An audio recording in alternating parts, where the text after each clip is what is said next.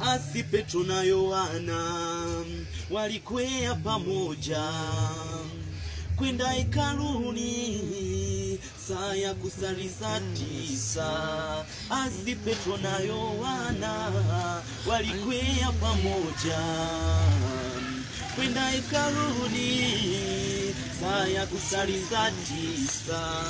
Na mtu mmoja kiwete toka tumboni mwa mamae aliketi malangoni pa hekalu akiomba sadaka. Alipowaomba sadaka, Petro na Yohana aliwatazama kwa huruma akitarajia kitu.